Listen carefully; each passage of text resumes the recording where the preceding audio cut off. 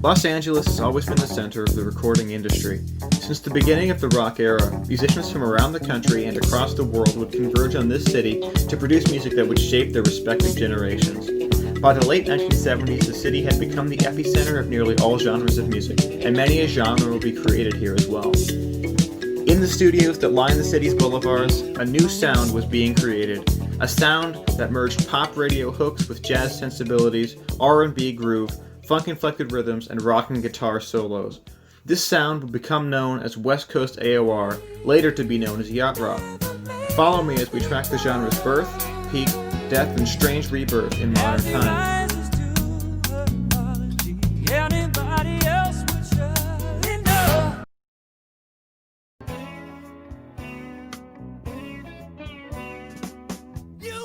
Much of the groundwork for the West Coast sound was done in the mid-1970s by jazz rock fusion band Steely Dan, headed by Donald Fagen and Walter Becker.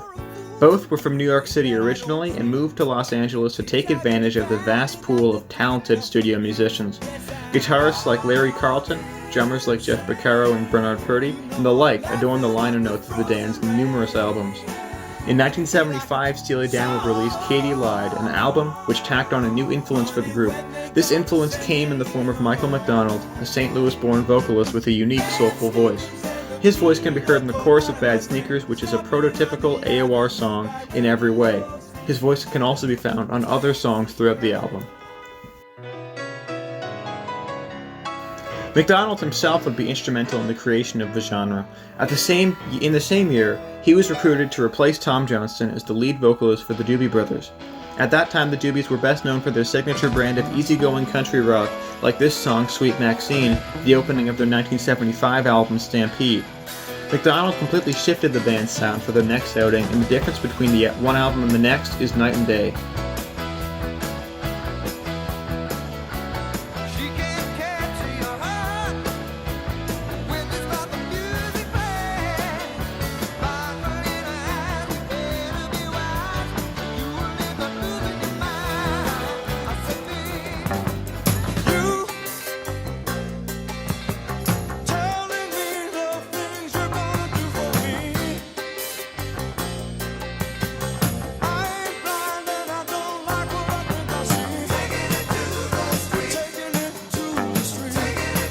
What you're hearing now is Taking It to the Streets, from the 1976 album of the same name. Note the shift in focus from guitar-driven rock to piano-driven pop and R&B. 1977 would mark the release of their album Living on the Fault Line, which, although not a failure, was not a commercial success and yielded no hit singles. 1978, meanwhile, would deliver their biggest hit yet. The album Minute by Minute would yield What a Fool Believes, a #1 track in every sense of the term. Many consider it to be a masterclass in pop songwriting, and is emblematic of the entire West Coast sound. Electric piano-driven bounce, straightforward sounding but musically complex compositions, lyrics about fools, everything the West Coast AOR genre has is accounted for here. The album, thanks in part due to its lead single, would net the Doobies and McDonald himself 4 Grammys, including the Best Pop Album and Best Vocal Performance of 1979. This is what really launched the sound into the mainstream.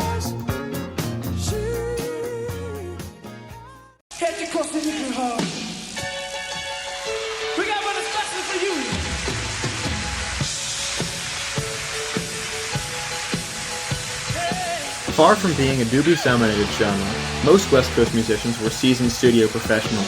Many had worked with Steely Dan in the mid-70s and were releasing their own material now.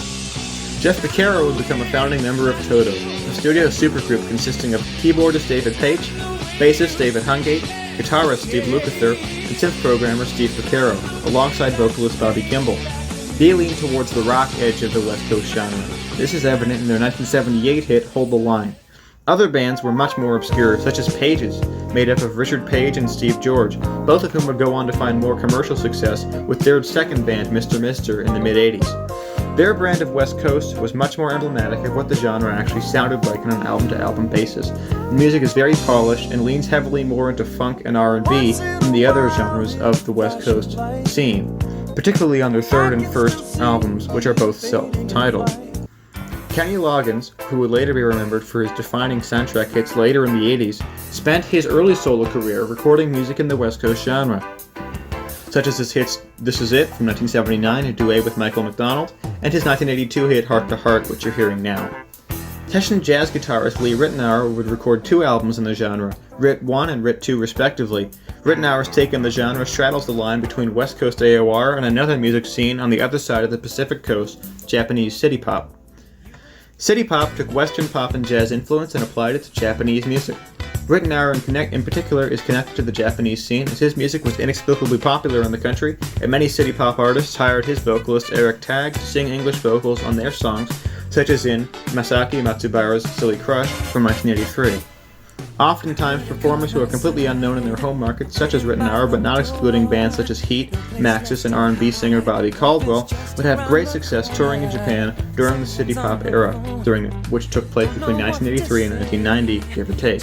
As with any musical trend, West Coast music had become dated to some effect, and would devolve into adult contemporary. Most of its most prominent musicians would switch gears into that genre, and some, like Loggins, would go on to produce soundtrack songs and hits, as is the case of Michael McDonald's own wife, Amy Holland, who released 2 West Coast albums before lending her vocals to the Scarface soundtrack. By 1985, most stragglers had changed production methods, caving to the demands of the new adult contemporary radio market.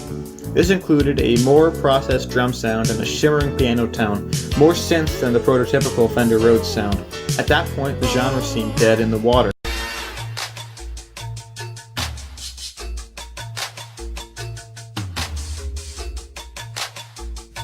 In 2005, the genre would receive a revitalization of sorts when 4 Michigan transplants to Los Angeles produced a TV pilot for the Channel 101 Film Festival.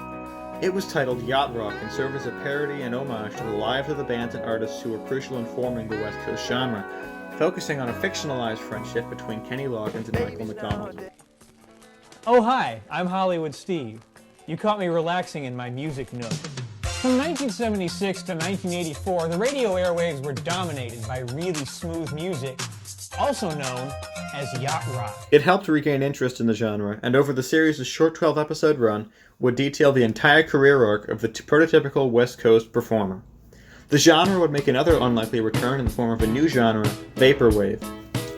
Created by chopping and screwing primarily West Coast and city pop tracks, West Coast was a genre defined by ambiance, nostalgia, irony, and retroactive criticism, primarily towards 80s consumerism and capitalism. The genre would receive its greatest success in the early 1980s, when the aesthetic went mainstream in internet culture.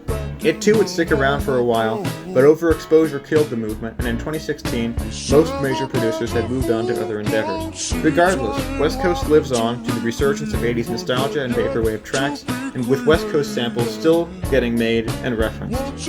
West Coast has had an interesting life, both when it was being made and now when it's present as it takes on its second and third lives. Part of what makes this music so timeless is the fact that it didn't take inspiration from trends, and instead distilled what made each genre it took from so great, and built upon that to create new songs. As a result, the genre is incredibly listenable even to this day, and I'd recommend most albums that feature songs in this style. I hope you can see why I personally enjoy this music so much. Thanks for watching.